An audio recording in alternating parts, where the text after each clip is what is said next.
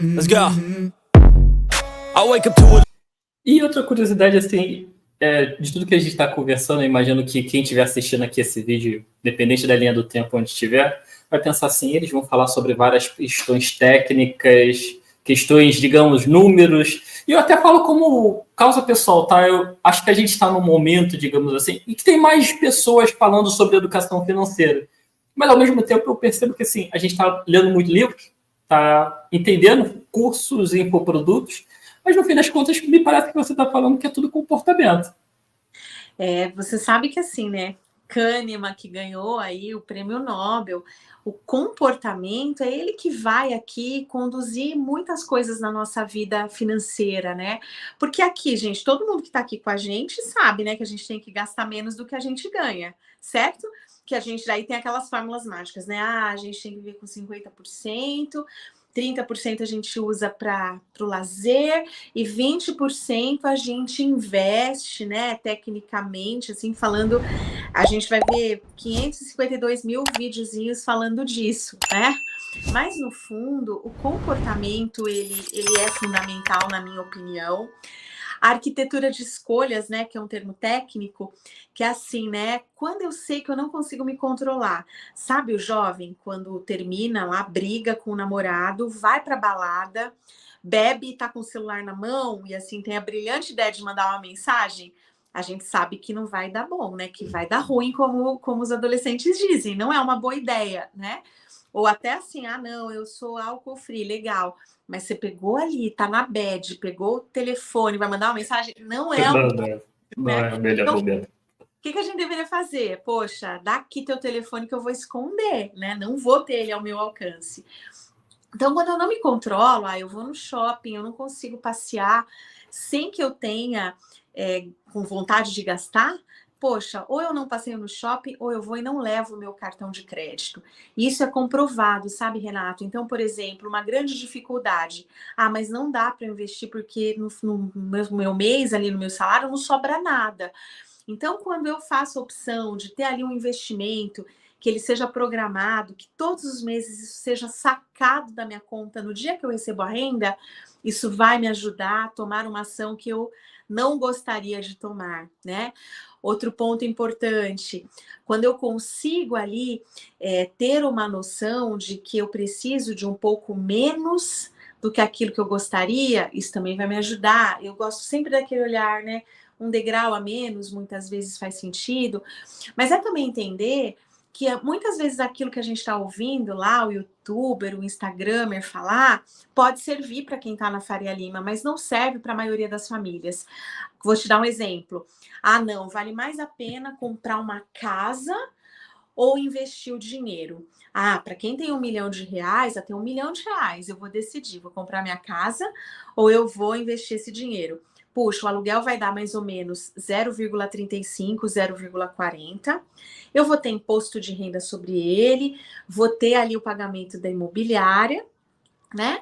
E 10% para eu vender vai ser mais difícil. E se eu fizer um investimento no fundo imobiliário, eu vou ter lá 0,8, 0,7 de dividendos líquido de imposto de renda e ainda vou ter a valorização da cota, né?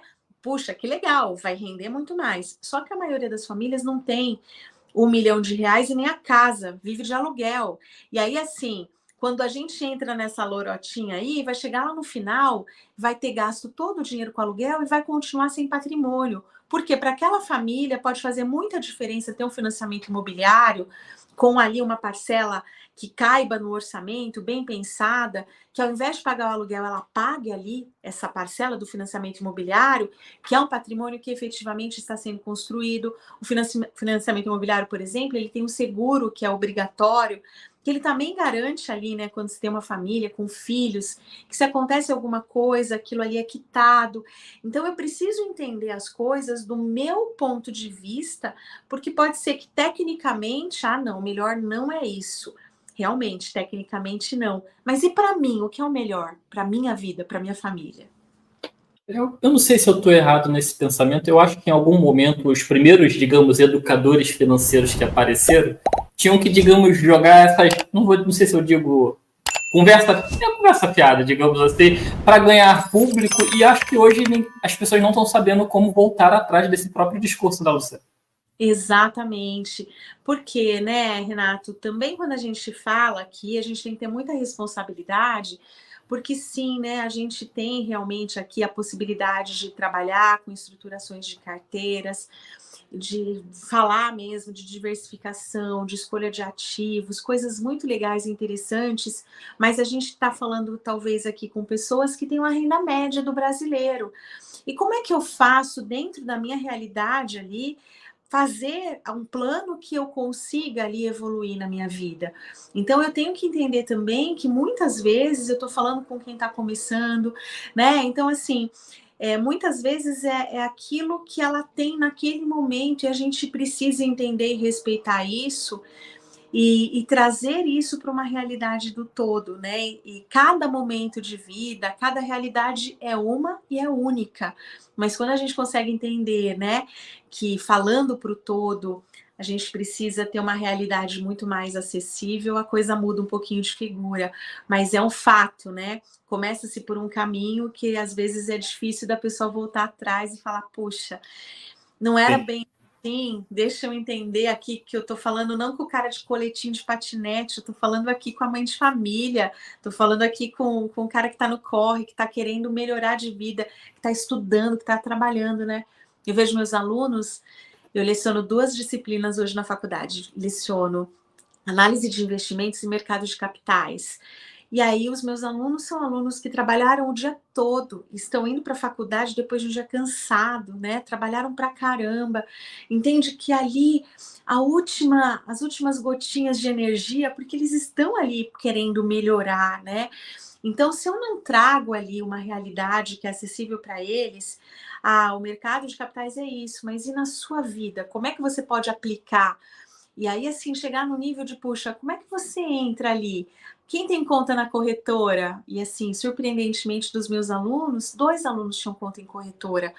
A maioria não tinha nunca nem tido a curiosidade de abrir uma conta em corretora, ainda não sabiam quais eram os investimentos básicos.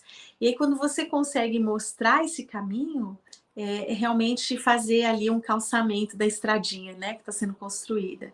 Let's go. I wake up to a